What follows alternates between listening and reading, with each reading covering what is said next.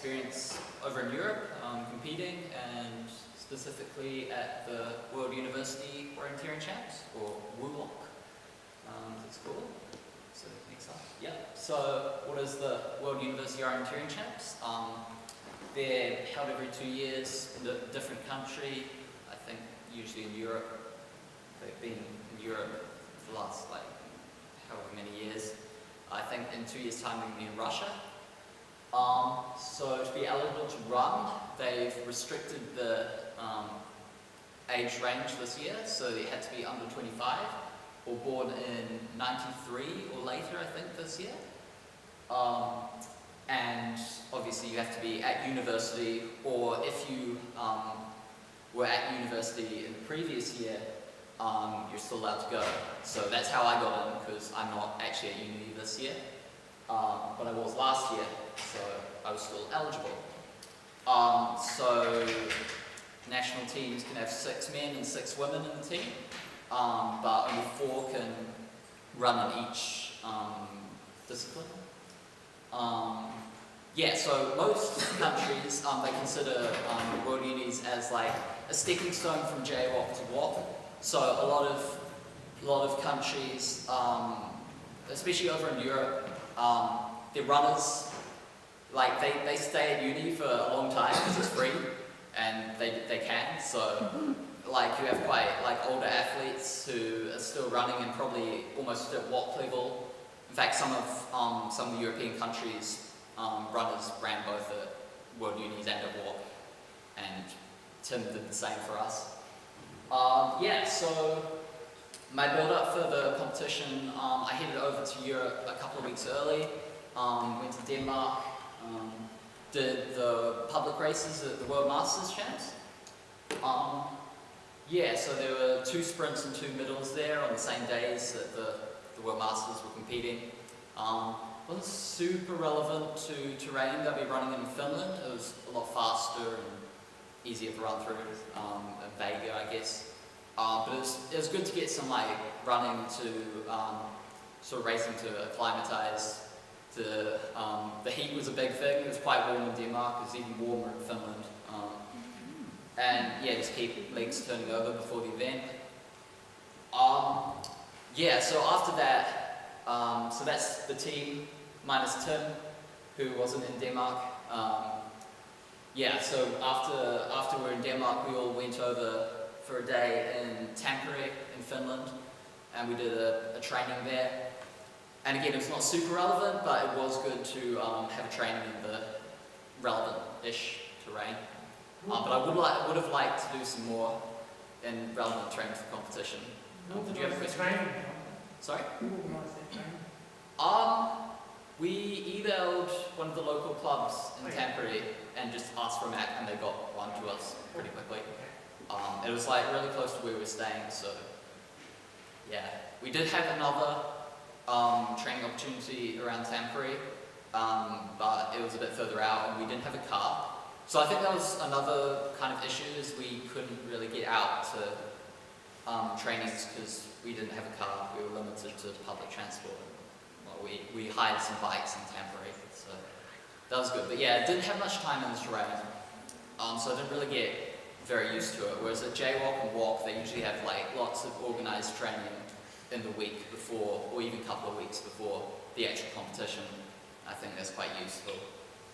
Oh yeah, okay, so so my goals before the competition, I made these like several months in advance when I like put my name down saying that I was going to run to the competition. I had a good idea, look at the results from 2 years ago, like about how many runners there would be I'd be running against. So I figured there'd be about 100 runners in each event, and actually there was exactly 100 runners in the middle and the long distance. I think, yeah. There might have been slightly more 2 years ago, and maybe because of the age limitation, there were less runners this year, I don't know. But yeah, so my main goal was middle distance, so I wanted to get top 50 or top 50% at least in the middle, because I think this is my best discipline, and yeah, and then top 60 in the long, because I might not be quite strong in the long distance, but still up there. It was a sort of a secondary goal, like if I didn't quite achieve it in the middle. And then, yeah, I wasn't really thinking about the sprints because I looked at the bulletin quite early and saw that it was the sprints were dead flat and just sort of looked very like easy navigation, and that wouldn't really suit me because I'm not quite fast enough to compete with the top people in each country, especially when you consider, like, if you have a team of 6, the 4 people from the country that's running in the sprint are going to be their 4 best sprint orienteers. Whereas we were running all the races. All of us ran all races. Tim took the long distance off because he was kind of resting his legs for WUOC a few weeks later. Yeah. So next. Yeah, so we were staying in this town called Kotane, is how you pronounce it, apparently. And we're at an Olympic training centre, so this is where some of the Finnish Olympic team actually trains. It's sort of like in the middle of nowhere in Finland. I think it's like 4 hours north of Helsinki.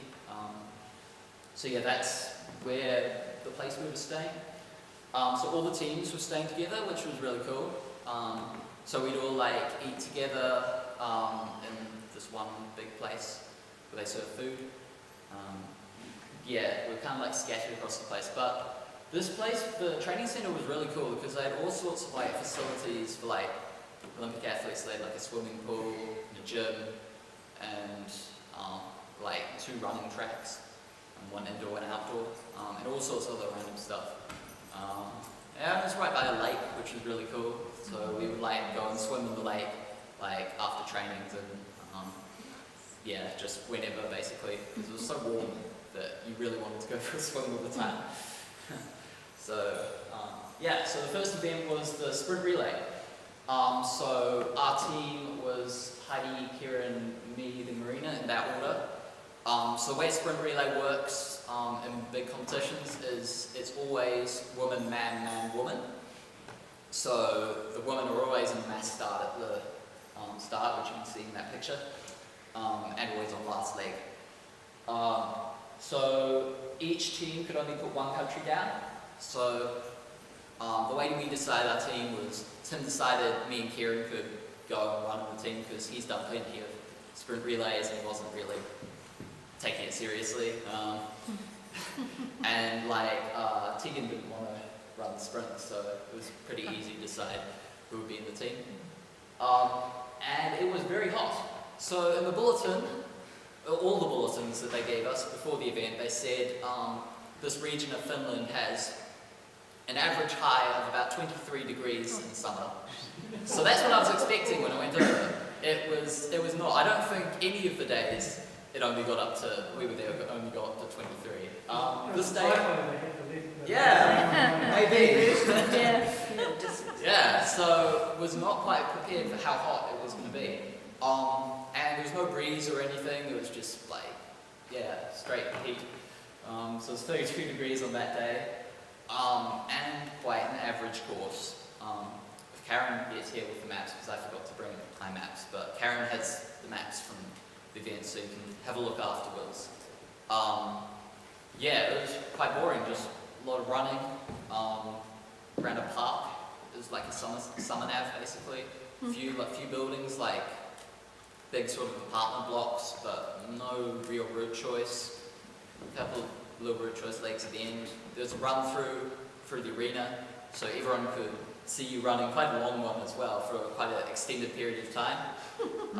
So yeah, it's good to like go and cheer on your teammates and that way. So yeah, I was on 3rd leg. So what sort of length? What was it? Sorry? What sort of length was each leg? So yeah, it was. I'm not sure how long the women's course were, but the men's was 4.3. Right. And with like no climb. And I think the women's was about 3.7 or something. So I took 16 minutes 50-ish. And I think the fastest leg times were about just over 14 minutes, I think. Less, I think it was about 35 was the winning time. The women's, I think there was. I don't think there was in the men's. I think one of the boys got under 14 minutes. Oh yeah, Joey Hadorn, I think, was the only one who got under 14 minutes. But yeah, most. Yeah, it's insane. Yeah. So yeah, I was like, it was pretty clean. It was very easy. It was just pushing hard the whole way. And like I managed to push hard into the finish, and I didn't wilt from the heat. So I was reasonably happy with that. I don't know how happy the others were with their runs. I think some of them struggled in the heat quite a lot. And yeah, we were quite a way down on the fastest guys, but we kind of expected that going into it. And as I said before, I wasn't really focusing on the sprints, so I didn't really have any big expectations. It was just kind of get a warm up and get used to racing. Yeah, for the next race, which was the middle. So I think I'd had 2 trainings in finished terrain. Oh, and the model. We had the model. We had the model event, which was the day before the sprint relay. So they just had some controls out in the forest on a map made by the same map maker who made the maps for the middle and the long. So you could get out and get used to the mapping style and get a feel for what the forest was like. Yeah, so I knew it was going to be quite tough underfoot. Like finished terrain, especially in Scandinavian terrain, it's just got lots of like bushes, like blueberry bushes, which you have to lift your legs a lot to get over, and they're really energy sapping. So whenever you're running, even if it's like flat, it still takes a lot of energy from you, and it makes it harder to read your map. Like in Woodhill, like you're just running across the forest without really, you can look at your map as much as you want, you're not going to trip over or anything, like, but in Scandinavia, it's like you're always struggling to read your map. Like, if you can only take a few looks and you don't have much time to look at your map, because if you spend too much time, you like end up falling over or yeah, slowing down a lot. So yeah, I guess I struggled with that a bit, but I thought I was reasonably confident with the terrain before I started the race, despite not having a great training week beforehand. It wasn't the most technically difficult, but still quite interesting. Yeah, so this was another very hot day. I think it was like 30 degrees that day. So we get to pick our start blocks before. If some of you were here for Megan's talk, she mentioned that you have different start blocks for the races that determine what time you will start. So what you need, there were 4 start blocks, so the idea is one for each person who's racing. So we only had 3 guys and 3 girls, so we only took 3 of the 4 blocks. So I wanted to start as late as possible to take advantage of the tracking, but as it turned out, there wasn't very much tracking. The blueberry bushes are quite resistant, and so when you've only got like 100 or so people running through them, there isn't very much tracking. Whereas like a lot of other areas in Europe, you might get quite a lot of tracking. So yeah, I wanted to take advantage of that, so I chose a later start block. Tim wanted to go in 4th, so we let him do that because he was the one most likely to get a good result out of us. So I was in the second to last block. But what I hadn't considered is that it gets quite hot later you go in the day. But I thought, hey, I'll be fine. But it wasn't fine.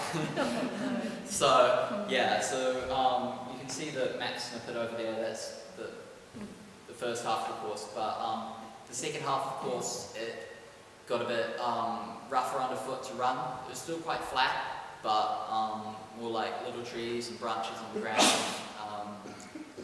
Yeah, and I really struggled with the heat in the second half of the course. Maybe started too fast. I was feeling good for maybe the first half an hour, or 25 minutes, half an hour, but I just felt myself getting slower and slower, and like having to walk a significant part of the last part, which I was really disappointed in. Like, my navigation was decent. I'm happy with how I ran. Like, I took a bad route choice on sort of halfway through the course on the long leg. Should have run out to the track, but I didn't. But apart from that, it was pretty good. Just I was leaking time in the end. But I still managed to get 60th, so I was aiming for top 50. So I did a time of 57 minutes. And I think to get top 50, I would have to done about 5 minutes faster, which I think is reasonable if my body had kept up. Like, if I'd been able to like push strongly through the last part of the course, I could have. I could have definitely seen that. But I wasn't the only one. A lot of people really struggle with the heat. Like, basically all of the New Zealanders did, because we're not used to it. We've come from winter, and but even Tim said he struggled. Like, he was in the top few positions in the first part of the course, but ended up 11th towards the end, just because he had the same thing as me. So that's all I have to say about that one. Next there was a sprint, and needless to say, I think Tim did pretty well at that, taking it out ahead of some pretty good volunteers. So there was quite a big margin. So Henry McNulty from Australia, you can see in the photo, he was 24 seconds down, which at this level is quite a big gap. Like, there'd be like maybe a couple of seconds between the people behind him. And so, it's a very good result, and sort of predicted Tim's great result at WUOC recently with second place. The course was, again, pretty average. Like, it wasn't difficult. We're kind of lucky in New Zealand that we have nice sprints, but I think in Finland, they don't really.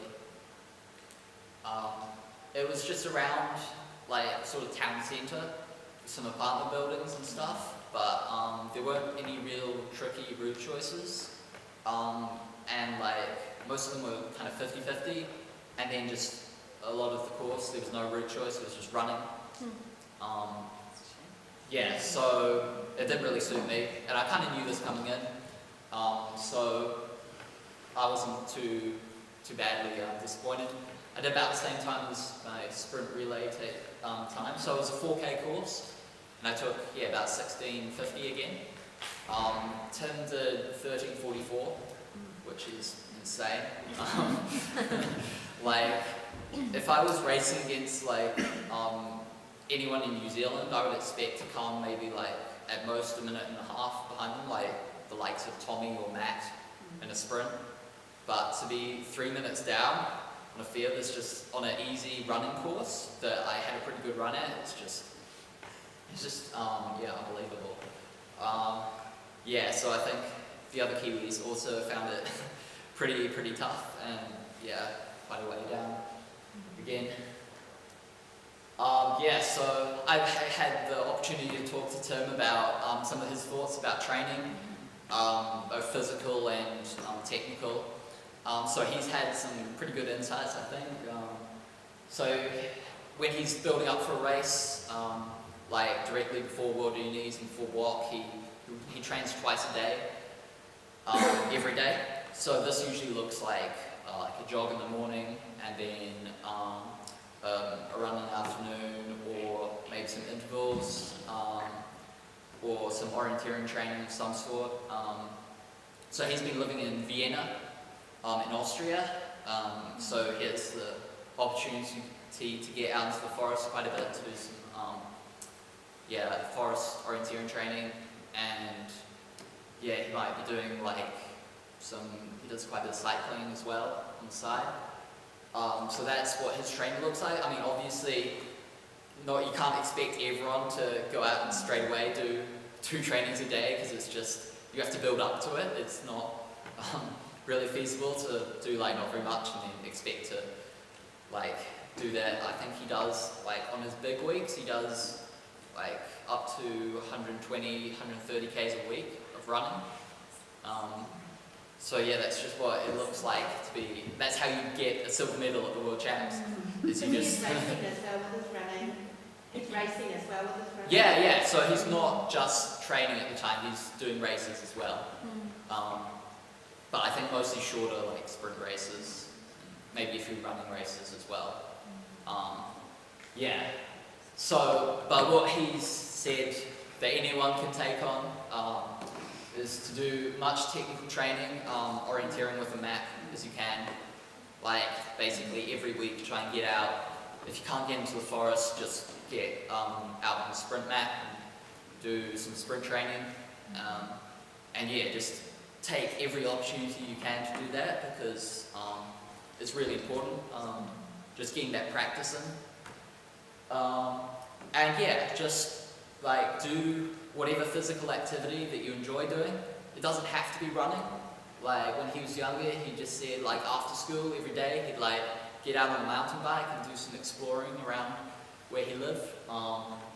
Did a bit of surfing, which again you might not think is like super relevant to orienteering, but it's just about getting out and doing stuff, just not be like sitting down all day. Just whatever you can do, it all helps. Like it all helps improve your fitness. And then yeah, when you get a bit more serious, then you can like start focusing on just running training and it's not so hard. Like, yeah. And yeah, train with other people. Like, wherever you are, there's going to be some other people who want to get out running or like doing some sort of activity. So just like make the most of it. Try and get your mates out, running whenever you can or doing something. And it just makes it more enjoyable. Like, yeah, you're going to have more fun if you're doing a hard interval session with other people than just trying to slog it out on your own. It can be quite demoralizing. Yeah. So, yeah, the next day was the long distance. So my course was 12.4k, women's was 9.7. So there weren't many route choices, like typically you think long distance route choice, but in finished terrain, usually straight is the best, unless there's a track option, but there weren't many tracks in the area we were running. Yeah, so it was basically just trying to maintain as straight a route as possible, while keeping up good speed and not getting pushed around by the undergrowth. And trying to make the most of, I don't know if you can see, but there's like lots of little patches of bare rock, which weren't actually bare rock, they were kind of just like mossy ground. So it all kind of looked the same, like they still like kind of had trees on them, but the ground looked different, so that's how you like picked it out in the terrain. And these were like slightly easier to run through than the just white forest, which usually had a lot of bushes underneath. So like my tactic was like keep a straight line as possible, but if I could like slightly deviate to get up on these little bare rock hills, it's maybe slightly faster and saved a bit of energy.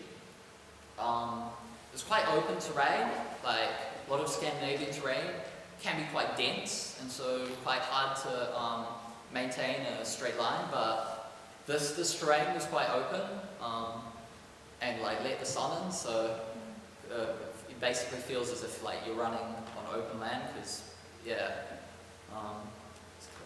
can be quite hot. So I had a pretty good run. Like I made a 2-minute mistake quite early on at the third control. I was a bit annoyed by it, just sort of a parallel error. And then I guess relocated and maintained focus again. I think I picked the best route choice on the long leg. So we had a 3k long leg. You can't really see it. You can see the start of it, 13 to 14 on this map. So it continues for about the same distance as on the picture there, to another control. And like at first thought I thought, oh, I'll just go straight. But then looking at it, I noticed the track option out to the left of the picture. So I ended up running along that track and past the water stop at the bottom of the picture. And like looking at the GPS routes from some of the top athletes, it seems like they all went that way, which is kind of surprising because usually the top guys who are like strong in terrain would try to go straight as much as possible. But it just shows how like difficult the terrain was to run through, that they all went out to the track, which is like quite a lot of extra distance. Yeah, and so everyone had GPS tracking, which is interesting because even at JWOC, only some selected runners get GPS tracking, but at World Unis, everyone got a GPS tracker on. So it's like a little black box that they stick on the back of your shoulder, and you've got like a sports bra thing that holds it. And yeah, it's an interesting experience knowing that everyone can watch you and people at home can see how you're doing. Yeah, so I didn't really think about it that much, but I think some people found it a bit stressful.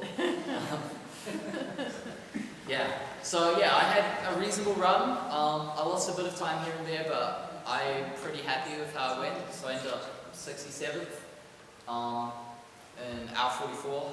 I think the fastest time was an hour 11 by some Swiss guy. Yeah.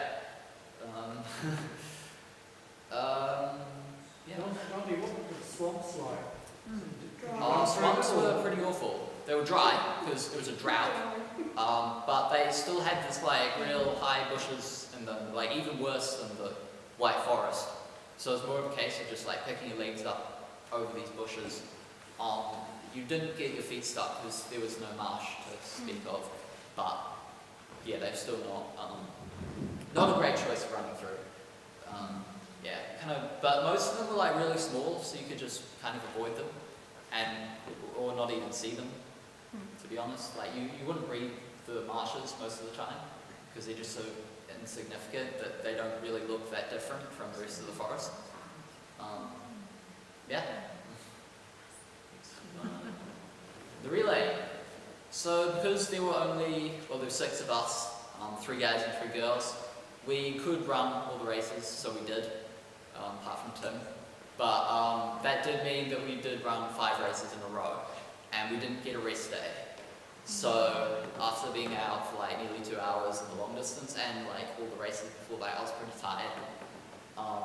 But I tried to hype myself up before the relay, which wasn't hard to do since like Tim was coming back like pretty close to the lead pack. So I'm finding myself in a new experience, like starting with a whole bunch of really fast people. So I started at the same time as Jonathan Crickmore from Great Britain, who's probably one of their fastest runners. And so I was like fanging it along the start line to try and keep up with him to the first control.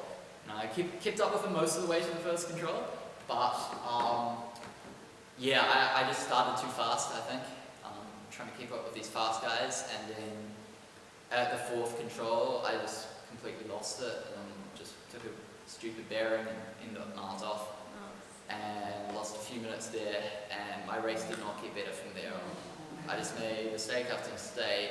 I think I lost like 15 minutes on one control, and I was really gutted, and I was like considering not finishing because I was just not having a good time and feeling really like my legs were really tired as well. Yeah, just not having a good time out there. Occasionally I'd see people and like try and hang on to them for a bit. Like I'd be one control with some runners and then drop off again and then make another mistake, and yeah, so I mean the past like the 4 races before that, my navigation had been pretty decent and I'd be pretty happy, but not for the relay. It was an absolute disaster. So yeah, Tim had a pretty good run, but I think Kieran kind of struggled as well. So our team was, I don't think we came last, but we were definitely right down the bottom. And I don't think the girls did particularly well either. Yeah, so my thoughts on some places I need to improve. The big one was like physical running speed and strength and terrain. Yeah, so my training had been going pretty well, I think, for the last like 6 months before the race, but it obviously wasn't good enough. When you're running against the top runners in the world, a lot of the guys who'd be running at the world champs, or just about the world champs for their country, and all these like really top European runners. Yeah, it's just amazing. They have amazing depth, and they're all really fast.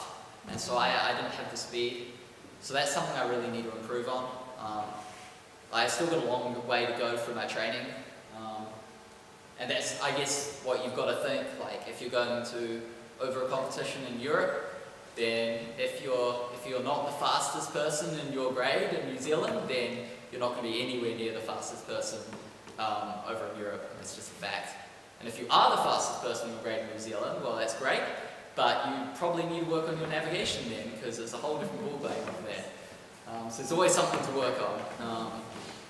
Yeah, so yeah, but Scandinavian terrain especially is quite special because of the undergrowth and the changing like vegetation. Like it's not homogeneous, like all the trees aren't the same spacing apart, so you get like some patches which are quite dense and you can't see much, and some patches you can see a long way, but you can't always tell from the map what it's going to be like. They just map it all as white forest pretty much, and some of it's pretty dense. So yeah, you need to like adapt your technique. Like you need to like take more information from the ground and apply it to the map, as opposed to the other way around. When you teach orienteering, you always teach people to read the map, interpret it, and then look for features on the ground. But in some cases, you want to do it the other way around. You want to like you see something on the ground and see, oh, can I spot that on the map? But yeah, it's not always. Yeah, so it takes quite a lot of practice in that sort of terrain to figure out what are the most efficient lines to run through and how to pace yourself. Because I think that was my main issue in the middle distance, is I didn't pace myself very well, went out too fast, and kind of died halfway through. Would have liked to do some more race pace preparation for that reason. I think what some people are doing at WUOC and JWOC is having some like very short, sort of like race simulation trainings beforehand, just like maybe like 10 minutes where they go out at race pace and just get used to what that feels like. Whereas I didn't really do any of that, we didn't really do any of that beforehand. I think that would be quite useful, yeah, if we had some more time for training in relevant terrain. Yeah, and just understanding how I cope with hot temperatures. Like, I thought I would be fine because I had been fine when I was racing in Denmark and it was kind of warm there. It wasn't as hot as it was in Finland, but again, you just want to like try and, yeah, just have more time to understand how you're going to deal with the temperature, especially when you're racing in summer and it has been winter over here. It's quite a big change to adapt to. What do you think you could do? How do people prepare for that? I don't know. Yeah. Just spend more time in Yeah. climate. I don't know. I think it was a bit odd over there this year as well, Jonty, because like there was heat waves going on as well, so I think it was, I know that when it was hotter than what I was expecting. Yeah. Yeah, and there was heat wave going on. Home sauna, that's the one. Sauna. Yeah, definitely. Yeah, okay, so yeah, that was my week at World Unis. So directly after that, the day after in fact, I went over to Orienteering in Sweden, a place called Örnsköldsvik, which is how most of them pronounce it. Some of them pronounce it another way, but most people just call it Örnsköldsvik. So it's up on the east coast of Sweden. Yeah, it's sort of along the middle of the coast on the Baltic. So Orienteering, for those of you who don't know, is the biggest orienteering competition in the world. This year it had about 17,000 runners. Usually it gets above 20,000, but I think it was kind of a small year this year. So yeah, there was ridiculous amounts of people there, and it's an experience that I think everyone should experience at least once in their life, because it's just so different from any event you'll ever experience in New Zealand or Australia. So a lot of people camp. I was camping this year. The campsite, it just stretches on for like several kilometres, like thousands of tents and stuff. And so they have lots of different grades as they need to. Since this is like straight after World Unis, I just want to run the short grade. So that's H means men's, para, 21 short. And so because there were too many people entered it, they had to split it into 1 and 2. So people were randomly assigned grade 1 and grade 2. So there were about 150 runners in each. Yeah, so that's just one grade. And then they have grades like, I think in the younger grades, they do it yearly. So you'll have like age 12, 13, 14, 15, etc. And then long, short for the older grades. And then if you want to get into the elite grade, you have to be selected because there's only a certain amount of spots. And that's based on your world ranking. You have to have like a good enough world ranking to get into the elite grades, so they're quite prestigious. Yeah, so there are 5 days of racing, 4 longs and 1 middle, and Swedish long distances are quite distinctive because they don't have many controls. I think my courses only had 10 to 15 controls each day, but because there aren't many tracks, it's all just sort of wild forest. This is okay, and you're actually still having to navigate a lot the whole time. It makes it more you just have a lot of long legs, and yeah, it can be quite difficult. And so the last days of chasing starts, so they take your times over the previous 4 days, and yeah, it was a massive chasing start with people seconds between each other behind the fastest person.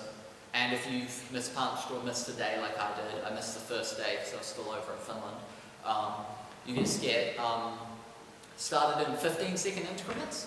So there's someone in your course starting every 15 seconds. So it's quite chaotic in the finish.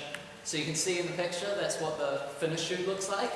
I don't know if you can see, but there's different lanes. So based on which start you have, you'll go into 1 of 10 different lanes at the finish. And what everyone does is usually downhill to the arena, and the last few controls sort of funnel everyone together. So the last couple of controls you'll just be running in a massive train with people everywhere, and just constantly being around people in the last few controls is really, really special.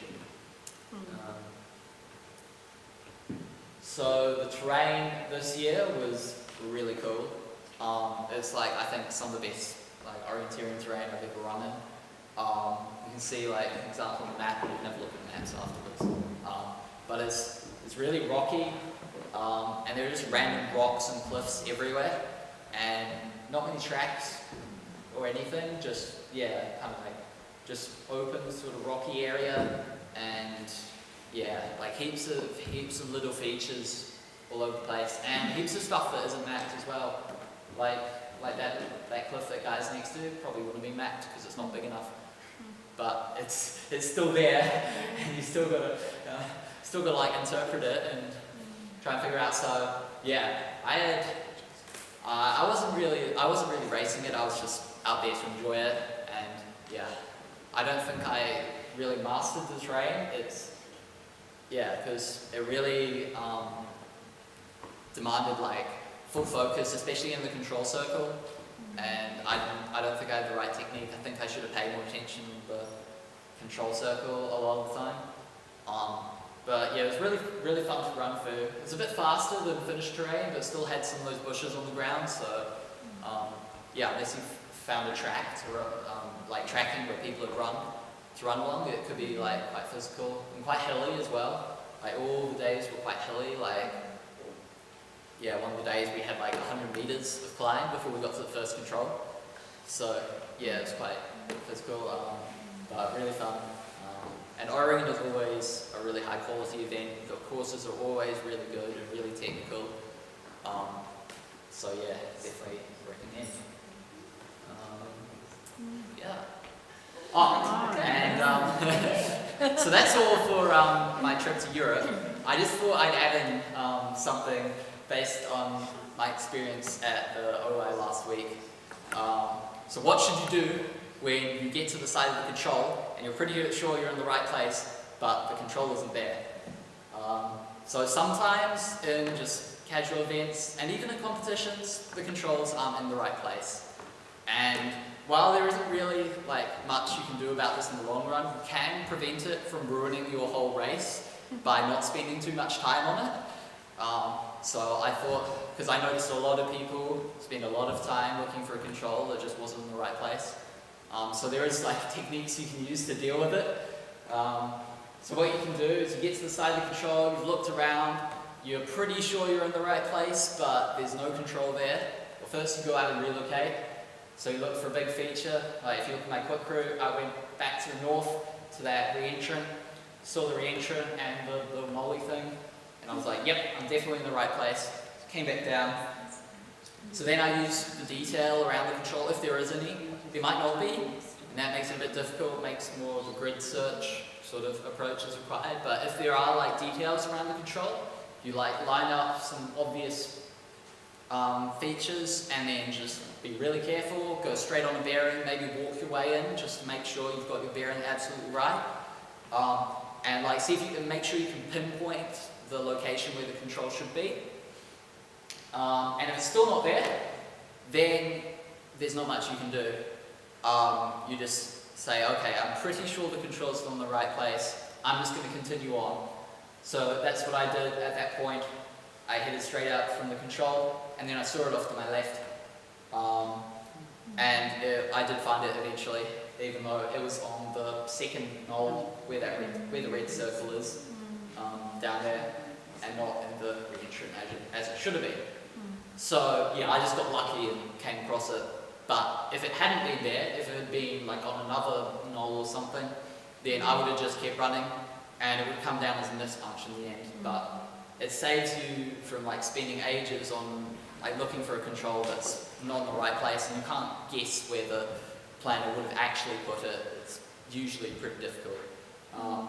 If it's an actual competition, and you've talked to people afterwards and you're still convinced it's in the wrong place, you can actually make a complaint to the controller and say, hey, I think this control's in the wrong place. And so what they'll do is they might invalidate the leg, or maybe even invalidate the whole course, depending on what competition you're at. Yeah, if you feel like it unfairly affected you. Yeah, but if it's just like an OY or something, it doesn't really matter. It's just you don't want to spend too much time on it and make it ruin the rest of your race to come. And that's all you can really do about it, to be honest. Yeah. So that's all from me. Are there any questions? Any questions for Jonty? Do you think the programme in New Zealand could be adapted and changed to help you go across to these European competitions? Do you think that the kind of the intensity of the competitions here? Yeah. Well, I think it's just getting the practice in. Like, get the race preparation. Like, it's the same for every race, regardless of whether it's in New Zealand or over in Europe. Like what you actually do before a race. The only real difference is like quarantine. We don't tend to have quarantines much in New Zealand, but at World Unis, every race, and JWOC and WOC, every race, you're put into quarantine before the first start, and so you're not allowed to have a phone, and you just have to kind of sit there until you're called up for your start, and do a warm-up or whatever. But that's the only real difference. Like, yeah, I think, yeah, doing more races is always helpful, just getting that, getting that frame rate, and just, yeah, doing more. I think for most people, just doing more physical and technical training to get prepared. Like, the actual terrain itself isn't super difficult. I mean, some of it is, but most competitions you'll go to over in Europe, like, we've got more technical stuff in New Zealand. If you can master Woodhill sand dunes, then there's no reason you shouldn't be able to like master European terrain with a bit of practice. Yeah, I think physically is the main disadvantage we have, is that we don't have super physical forests to run through, so we're not really used to it. Yeah. So when you're talking about physical preparation. That's more about physical running training rather than core strength, or is core strength important as well? I've always thought, I don't know, people have different opinions on this, but I've thought that I'm by no means like an expert on physical training or anything. I'm still learning as well. But I think that core strength is not so necessary. It's more like an injury prevention thing. Like if you're getting injured, a potential fix could be to improve your core strength so that you've got a better running form. And yeah, so you're like, that does help like get all your motions in sync, and that does improve it that way. But as for actually like speed and running, like I think you can improve faster by running rather than by doing core exercises. Just doing more running will help you a lot more, I think. So what about training in the coastal strip of Woodhill? Yeah. Out on the coast? Well, I did do a bit of that before the race, and I think that is very helpful. Like especially out in the dune area, the open dune area, it's probably the closest thing we've got in New Zealand to Scandinavian forests, but it's still not really the same sort of motion. But it's all good. I mean, anything you can do to help, it's gonna be good. Yeah. A lot of you would have experienced that even on the short read courses this last Sunday. I think the course setters really factor in that some older and less physically able competitors. They still got. That's the thing. Like even the old people in Europe, like they all run through the super physical forest. I'm really impressed with them, like because they're just used to it. I mean, they don't make a fuss or anything. They're just like even these like 80-year-olds and something just struggling with their way through the undergrowth, and they all really enjoy it. I think. Yeah.